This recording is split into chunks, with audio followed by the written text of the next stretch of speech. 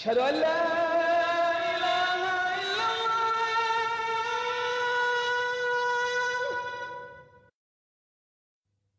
أشهد أن لا إله إلا الله.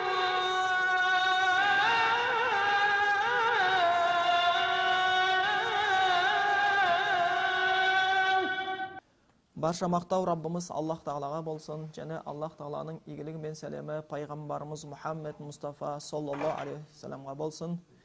Аллах Тағаладан әйтеуір істерімізден кеткен кемшіліктер болатын болса, айып істер болатын болса, оның жамандығынан сақтасын деп Аллахтан пана сұраймыз.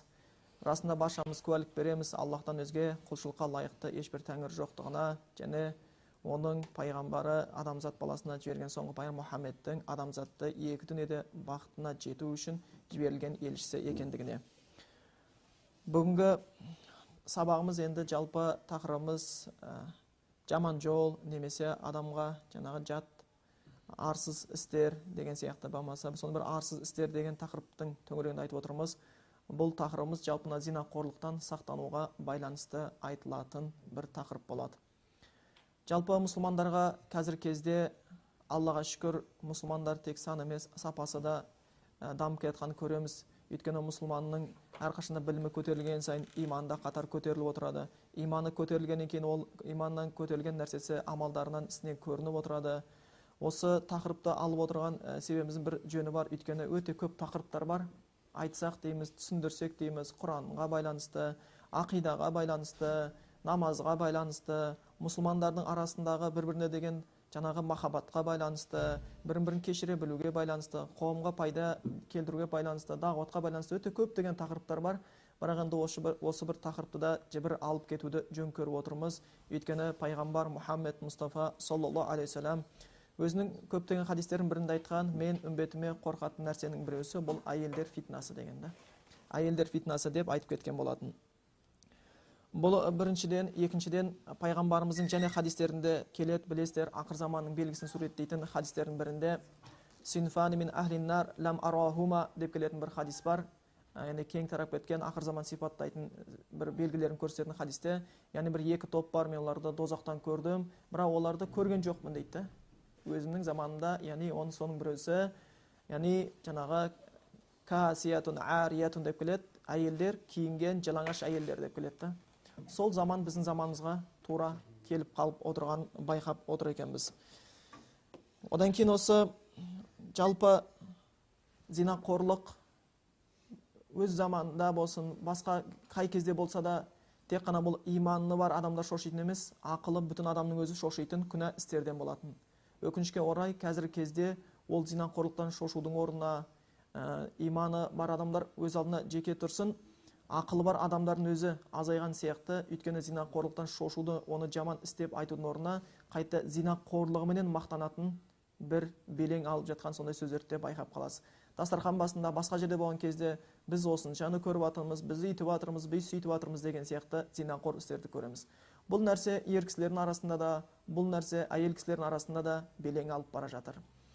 Және де бұған байланысты пайғамбар Мұхаммед Мұстафа саллаллаху алейхи вассаламның сол бір жеткен сахих хадистердің бірінде айтады: "Иза зохара зина вар риба фи қариятин фақад ахаллу би анфусихим азабаллах" деп келетін хадис бар. Егер қайсы бір елді мекенде, қала болсын, қандай бір елді адамдар тұратын мекенде дейді, зинақорлық пен зина күнәсі менен риба процент күнәсі белең алып көріне бастаса, ол жердегі адамдар өздеріне өздері Аллахтың азабын шақырып жатқан адамдар дейді. Ол жерге бір азап келетіні сөзсіз болып қалады екен. Сондықтан бұл жеке басым күнә істедім емес, ол шынымен де қанша деген көптеген зардаптар әкелуі мүмкін. Соның бір куәгер ретінде осы білесіздер цунами болып өтті. Оның сонау Құраннан тарихын алатын болсақ, Лут алейхиссаламның тарихы, сонау үстерінен зинақорлық себептерінен тас жауып өлгендіктері, солардың бәрі кеткені.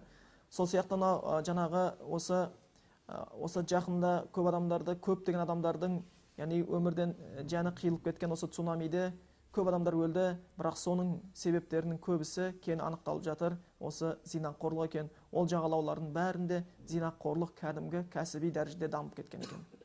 Сондықтан бұл негізі Аллахтың азабын, Аллахтың ашуын шақырады. Біз тақырыбымызды жаман жол, болмаса адамға жат арсыз істер, жаман бір сондай бір арсыздық деп алып отырған себебіміз енді бұл жалпы Құран аятында солай келеді. Исра сүресінен алынған бір үзінді тақырыптар деп алсақ та болады.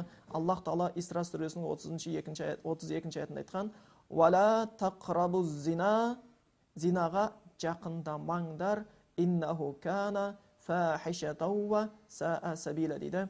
Бұл расында бір өте ашық арсыздық және жаман жол деп айтқан. Бұл осы аятқа сәл көңіл бұрып қарасақ, аят «Вала тақрабу зина» деп басылады. Зина жасама емес, зинақорлыққа жақындама деп басылады. Мүлдем сол зинақорлыққа алып келетін себептерден алыс жүр дейді. Оның соншалықты, өйткені бұл иннаху кана, өйткені ол зинақорлық фахиша, ашық арсыздық. Араб тілінде бұл фахиша ва саа сабила деген екі нәрсемен сипатталып тұр зинақорлық. Бірінші фахишатун, екінші ва саа сабила. Фахишатун деген арабтың тілінде кез келген жамандықтың шегіне жеткен түрін фахиша деп атайды екен. Қайсы жамандықтың шегіне жеткен түрін фахиша. Сондықтан зинақорлық бұл шегіне жеткен жамандық есептелінеді екен. Одан кейін бұл жаман жол деп аталған. Жаман жол деп аталған. Жалпы зинақорлықты мысалға кез келген адамға осы атпен аталса, ол онаны ұнатпайды. Яки болмаса оған қатысқысы. Сенің шешең зинақор, болмаса сенің қарындасың зинақор, сенің әпкең зинақор, әйелің зинақор, әпкең зинақор, туысқаның зинақор деп айтса, бұл кімді бейжайға алдыру мүмкін? Бәрі ашуланады, бәрі ренжиді. Тіпті бұндай нәрсе ақылы бүтін болатын болса, Құдайға сенген кафірлердің өзіне ашуын келтіреді екен. Бұған мәз болатын, шешең зинақор десе, шешең генерал сияқты деп ешкім естімейді ол. Ол сияқты оған мәз болатындай, ол бір жақсы атақ емес етін. Сонда бір тіпті кафірлердің өзі ақылы бүтін болса, бұны жеп көретін деген дәлел. Сонда бір шетелде үлкен бір ресторан болады. Ол ресторан енді бір жақсы жер жоқ, шарақ шарап ішіліп атқан, бірақ бұл зинақорлықтың жамандығына, жаман сөз екендігіне дәлел болатын нәрсе, адамның ақылы қабылдамайтын, тек иман емес, ақылдың өзі қабылдамайды, бұл жаман нәрсе екен. Сол ресторанда бір жігіт жұмыс істейді. Ол жігітті арнайы таңдап алған. Яғни ресторанда келгендерге қызмет жасау керек, және ол кішкене күшті бол керек, ол кішкене келбетті бол керек деген сияқты нәрсеменен ол ресторанға ол жігіт таңдайды. Ресторанға келіп кетушілер көп болады, арақ ішіледі, арақ ішілген жерде ұрыс-керіс болады. Бір күні ішіп алып, бір кісі қараптан қарап жаңағы ресторанда істейтін жігітке тиіседі. Бұл да оған қой дейді, елдің көзінше қатты жерін алып жерге салады. Сол кезде бұл да қой дейді. Мұрақта ол шешесіне балағаттау сөздер көшіп кетеді, шешесін балағаттайды. Сен шешемде шаруаң болмасын деген кезде, шешеңді неге қорғабасың? Шешең сенің барып тұрған зинақор ғой деген сөз айтады. Бірақ расында ресторанда істейтін бұл жігіттің шешесі өзінің тәнін сататын жерде жұмыс істейді екен. Арзан бағаға тәнін сатады екен, шынында зинақор екен. Бірақ осы шын сөз болса да, бүкіл елдің көзінше сен шешеңді неге қорғаштабатсың? Шешең зинақор ғой деген кезде бұл жігіт ол сөзге шыдай алмағаннан ұрысты төбелескен алдырып жібереді. Кафірлердің өздері бұл сөзді, яғни дінсіз адамның өзі бұл жаман сөз екенін біледі. Бірақ сөйте тұрған өзінде иманмен адам зинақорлықтан қорғанса, ақылмен зинақорлықтан қорғанса, енді ақыл мен иман кеткен болса, онда бұл адамдар хайуан дәрежесіне төмендеп кетіп отырады екен. Сол үшін арабтардың бір өлеңінде айтады: "Ва антум я риджал, лана фикум мақал, такуну кал джибал, риджалан вала зукур" деп өздерінің арабтарда бір тарап кеткен өлең бірін айтады екен дейді. Сондай бір енді қазақша мағынасын алсақ, сондай бір еркек атын арқалаған азаматтар, сендер сондай бір әрқашанда адалдықтың, сондай бір парасаттылықтың, ар-ұяттың тауындай бекем болып елге көрініс беріңдер. Сендер ұрғашыны көрсе, епелектеп жүріп кететін ешекке айналып кетпеңдер деп деген мағынада болатын еді. Яғни сондықтан шынымен де қазір кезде осы күнәсін істеуін былай тұрсын, сол күнәнімен мақтанып жатыр. Ал пайғамбарымыздың хадисінде келеді, яғни Аллахтың мейіріміне, кешірімге лайықты болатын құлдар болады дейді, бірақ Аллахтың кешірімінен де алыстап кететін құлдар болады. Олар кім дегенде істеген күнәсін жария етушілер деген екен. Мен осындай күнә істедім де мақтанушылар деген екен дейді. Ал енді адамның істеген күнәсімен мақтануы ол күнәні істегеннен бетер жаман екен. Ол күнәні істегеннен бетер жаман болады екен. Сондықтан осы Құран аятында бұны арсыздық деп алған. Екінші, жаман жол деп алған. Расында жаман жол. Бұл жаман ауруларға алып келеді. Қазіргі кезде бүкіл дәрігерлер дәрменсіздікке қалдырып жатқан неше түрлі аурулар бар. Бәрі осы жаңағы жыныстық қарым-қатынастың некесіз түрме болғандығы. Жалпы зина дегеніміз бізге қазақта бұл осы күйінде қолданады, бұл араптан сол күйінде өзгеріссіз енген сөз болып тұр. Мүмкін ойнас жасау дейді. Бұны түсіндірмесі некесіз қарым-қатынастар, некесіз жыныстық қарым-қатынасты зина деп атайды екен. Одан кейін бұл жаман жол. Көптеген қазір аурулар тарап жатыр. Кез келген больницаға барсаңыз, тегін сондай жаңағы қағаздар тастап қояды. СПИДке қарсы, басқа да ауруға қарсы, бұл осы заманның ғасыры, осы ғасырдың ауруы болды, бұның емі жоқ дейді. Біз былай қарағанда жеңіл көзбен қараймыз, бірақтан осынша әрбір күн сайын күнделікті осынша адам СПИДке жұғады екен, ол осынша адам әкеледі екен, бүйтеді екен деп. Бір күні бұл аурудың жамандығын қараңыздар. Қарағандыда белгілі болған бір дәрігер кісі бар еді. Көп жыл сол дәрігерлік өмір әйтеуір сол өзі оқу бітіргеннен жасы ұлғайған дәрігер, пенсияға шығарайын десе шығармайды, жібермейді, өте опытный дәрігер. Сол енді көптеген емдейді, өзінің тәжірибесін шетелдерде дамытып келген. Сол кісі бір күн мынандай оқиға айтады. Бір кемпір өзінің қызын алып келді дейді. Қызы азып кеткен, терісі әйтеуір сүйегіне жабысып қалған, көзі шүңірейген, бүкіл бетінің сұлулығы кеткен, жап-жас қыз, осы қызым ауырып жүр, диагнозын ешкім қоя алмай жатыр, соны емдеңізші деп айтты. Сосын қарап, жарайды емдейін деп қызын алып, қызынан әйтеуір кейін емдейтін болып алып, келісіп, көніп, шешесінің айтқанын тыңдап, қанын алып, бүйтіп емдеп жүріп, бір күні таңдайын ашып қалсам, таңдайының төбесі жоқ, шіріп кетті дейді. Бірден білдім, СПИД ауру екен. Өйткені СПИДте солай шіри бастайды екен. Қараңыз, қыз жайына қалып кетті дейді. Қымызды тастай салып жүгіріп, ебелек-дебелек болып өзім диагнозымды тапсырып, үйтіп, арсан-сарсан болып есім шығып кетіп, қорқып кеттім дейді. Сөйтсе бұл жаңағы СПИД ауруы, яғни денеңізде бір титтей жарақат болатын болса, сол СПИДпен ауырған адамның қаны сол жарақатқа тиіп, сіздің қаныңызға араласса, бірден жұға береді екен. Бұның сонша қорқып, мен сұрадым, неге сіз сонша қорықтыңыз десем, білсең ғой дейді, СПИДпен ауырғандар қандай қиналып өлетін дейді. Шыңғырып жатып, сондай қиналып өледі, оны мен көргем, естігем, сонда мен зәрем ұшып кетті дейді. Бір сәттік харам жолмен ләззаттанам деп, адамдар өздерінің басына сондай үлкен азаптарды жинап алады екен. Сондықтан бұл шынымен сондай ауруға алып баратын жол, бұл Аллахтың мейірімінен алыстататын жол, бұл жамандық алып келетін жол, бұл семьяны бұзатын жол, бұл неше түрлі азапқа, бұл дозаққа алып баратын жолда. Шынымен де бұл Аллах Тағала Құран айтқандай жаман жол деп айтылып кетеді. Сол үшін осы бір тақырыпты алып кетіп отырмыз. Өйткені пайғамбар Мұхаммед Мұстафа саллаллаху алейхи уассаламның айтып кеткен мынандай бір хадисі бар. Ол Бухариде келеді. Ман ядману ли ма байна риджлайхи ва ма байна лихяйхи адману лахул жанна дейді.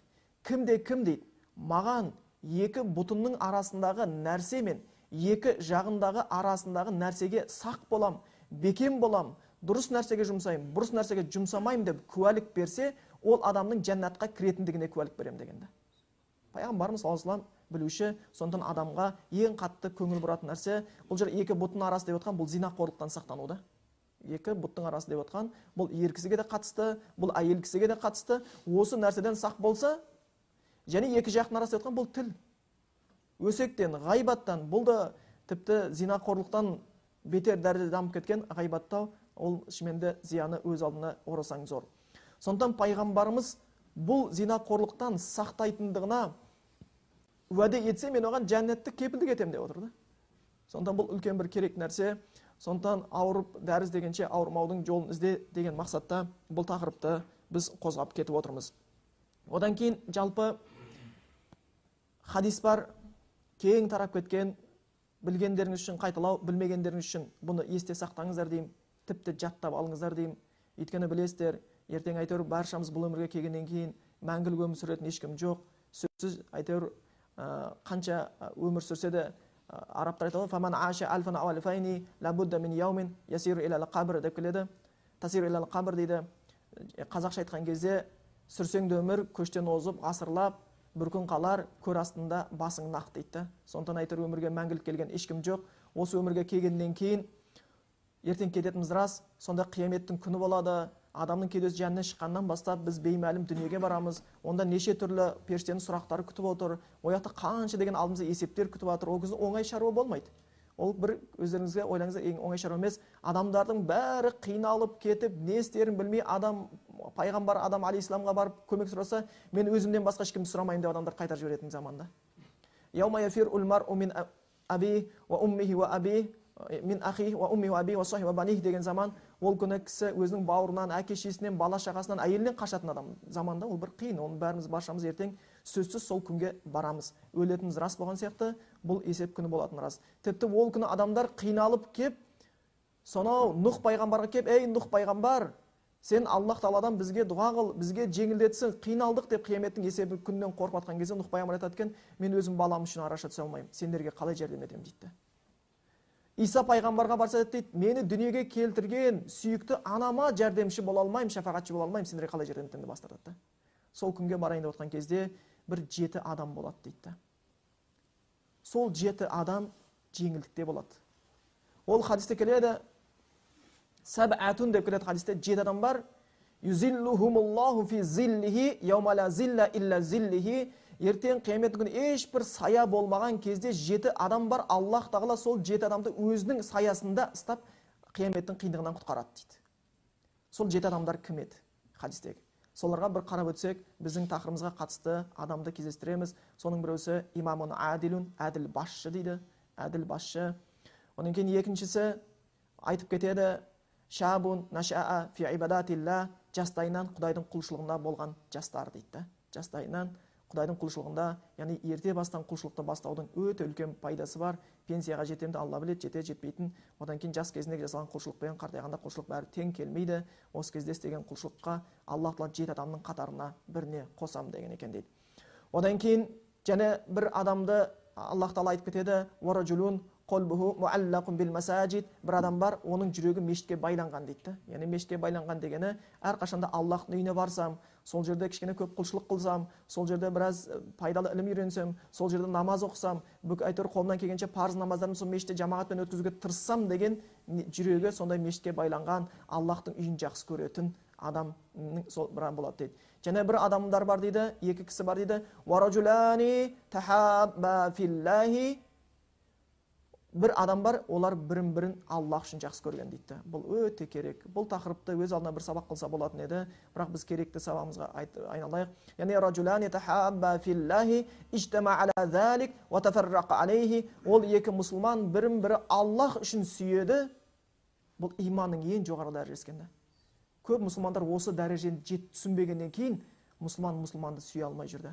Мұсылман сыртынан өсек сөйлейді. Мұсылман бауырыма тартылмайды. Әйтпесе мұсылманнан жақсы адам жоқ. Бірін-бірін кешіре алмайды. Аллах үшін сүйетін 2 адам бар. Олар сол Аллахтың үстіндегі махаббатта бас қосады, тарайтын болса сол Аллахтың үстіндегі махаббатпен бас таратады дейді. Жаңағы бұлар Аллахтың ертең қияметтің күндегі жаңағы Аллахтың саясында болатын адамдар екен. Және бір адам дейді, варажулун даатху имраатун зата мансабин ва жамалин қала фақала инни ахафуллах раббил аламин. Және бір кісі дейді, ол кісіге дейді бір мансапты әйел. Бір адам мансапты деп тұрған, сол кісіге билігі, сөзі, ісі өтетін әйел. Егер ол кісі оның айтқан істемесе, оған дүниелік зардаптар тигізуі әбден ықтимал әйел. Жұмысына болсын, өзіне болсын, ісіне, тірлігіне, семьясына болсын, ол зардап тигізе алатын бір әйел дейді. Ва жамалин, және өте сұлу әйел дейді. Даатху, өзімен бірге ойнастық, зинаққорлық жасауға шақырады дейді бір кісіні. Сол кезде жаңағы кісі айтады дейді, фақала инни ахафуллах раббил аламин, әлемнің Раббысы Аллахтан қорқам деп бас тартқан дейді. Осы зинадан бас тартқан кісі деп кеткен екен. Сол да жаңағы Аллах Тағаланың жаңағы аршының саясында болады дейді. Бұл біздің тақырыбымызға қатысты болған кісі осы еді. Одан кейін хадистің жалғасын айтады. Варажулун тасаддақа би садақатин фа ахфаха хатта ла та'лама шималуху ма тунфиқу яминуху. Және бір кісі дейді, ол Аллах жолында садақа береді. Сол Аллах жолында берген садақасын сондай жасырын қылып береді. Жасырын қырғаны соншалықты Аллахтан сауап үміт етіп, оның жаңағы оң қолын бергенін сол қолы білмей қалады дейді. Бұл Аллах жолында садақа беруге. Және дейді, варажулун закараллах халиян фафадат айнаху. Және бір кісі дейді, Аллахты жаңғыз отырып еске алған кезде көзіне жас толған кісі дейді. Субханалла, осындай бауырларымыздың қатары көбейсін. Өйткені пайғамбарымыз мен айнила тадма, Алла өзіңді ойлаған кезде жасаурамайтын көзден сақта деп Аллахтан тілейтін. Сондықтан сондай бір мұсылман кісілер болатын еді. Сондай бір Құдайдан қорыққан тақуа кісілер көп болған еді. Солар Аллахты еске алған кезде көздеріне жас толатын. Ал бұл жердегі бізге керек деп отқаны «Вараджулун да'атху имраатун зата мансабин ва джамалин фақала инни ахафуллах раббал аламин» деген сөз еді. Яғни бір кісі, оны әйел кісі зинақорлыққа шақырғанда, сондай сұлу, сондай беделді, мансапты әйел шақырған кезде зинақорлыққа, жоқ, мен Құдайдан қорқамын деп бас тартқан адамда. Сол үшін осындай бір зинақорлықтан бас тартудың өзі ертең Құдайдан қорқып бас тартудың өзі Аллах Тағаланың сондай бір қиын күнінде, қиямет күнінде Аллах Тағаланың саясында болуға алып келеді екен. 7 адамның бірі болуы әбден оңай шаруа емес. Сондықтан осы бір иманның және бір толықтығы осы екен. Өйткені хадисте келеді: «Ла язни аззани хайна язни ва хуа муъминун» дейді. Біреу иман келтірген халде зинақорлық істемейді дейді. Кеудесінде иманы бар болса, Құдайға сенген дұрыс иман болатын болса, ол адам зинақорлық істей алмайды дейді. Мысалға, жай адам айтайық, шешесінің көзінше бөтен қыз алып келіп зинақорлық істей ала ма? Істей алмайды. Әкесінің көзінше істей ала ма? Істей алмайды. Өйткені ұялады да әкесінен. Бірақ Аллахтан ұялмайды да істей береді. Аллахтан жасыратын жер бар ма? Аллах көрмей қалатын жер бар ма? Аллах білмей қалатын жер бар ма? Сені харам жолға барып атқаныңды. Сондықтан кеудеде иман болып тұрған кезде адам зинақорлық істемейді дейді. Ғалымдар айтады, бұл иманның әлсіздігінен біреу істесе дейді. Біреу ғалымдар айтады, түсіндірмесінде бұл хадисте, егер бір адам зинақорлық істесе, тіпті оның сондай арсыз ісіне шыдай алмай, кеудесінен иманы көтеріліп тұрады дейді, киім шешілгенде шығып дейді. Иман қашатын сондай бір арсыз істер екен. Сондықтан осы бір тақырыбымызды біз айтып өтуді жөн көріп отырмыз. Осы тақырыбымызды ашып кету үшін мағынасын Құрандағы бір сүре бар, Жүсіп сүресі, Юсуф, қазақтар Жүсіп деп кеткен. Бір сүренің аты сол Юсуф сүресі айтылып кеткен. Осы арын қорғауда, зинақорлықтан сақтануда, адалдықта Юсуф алейхиссалам мұсылмандарға үлгі болып кеткен кісі екен. Үлгі болып кеткен кісі болып табылады екен. Жалпы Құранда көптеген пайғамбарлар бар. Лут пайғамбар, Мұса пайғамбар, Иса пайғамбар. Олардың оқиғалары әр сүреде шашыраңқы айтылады. Мына сүреде айтылады, кейін келесі сүреде айтылады. Ибрахим алейхиссалам есте мысалы әр сүре айтылады. Ал Жүсіптің оқиғасы негізі бір сүреде жинақталып айтылған екен да. Сондықтан сендер Құран аяты сол осы Жүсіп сүресі басталған кездің өзінде сондай бір жақсы қисса деп, өнегелі қисса деп айтылып келеді. Юсуф алейхиссаламға қысқаша тоқталып өтейік. Оның бүкіл қиссасын емес, бізге керек жерін алатын болсақ, онда кішігірім танысып өту үшін айтып кететін болсақ, Жүсіп, яғни Жақып пайғамбардың, қазақшылар Жақып дейді, Яқуб, сол Жақып пайғамбардың баласы еді. Бұның көп балалары болды, соның ішінде осы Жүсіп дейтін баласы болды, оны қатты жақсы көрді. Ол Жүсіп деген баласын қатты жақсы көрді, басқалардан көрі. Басқа бауырлар бұны сезетін, содан қызғаныш сезімдер пайда бола бастады. Бір күн Жүсіп пайғамбар түс көреді, түсін әкесіне айтады. Әкесі ешкімге айтпа, мұнан саған шайтандар азғыру салып, саған қызғаныш істеуі мүмкін бауырларың деп оған айтады. Бауырлары осы жаңағы әкеміз Жүсіпті қатты жақсы көреді, біз бейғам қалдық, біз осы көп болсақ та біз оны атпайды. Осы Жүсіп болмаса әкеміз бізді жақсы көретін еді, Жүсіп болғандықтан әкеміз бізді жақсы көрмей жатыр деген шайтан ой салады.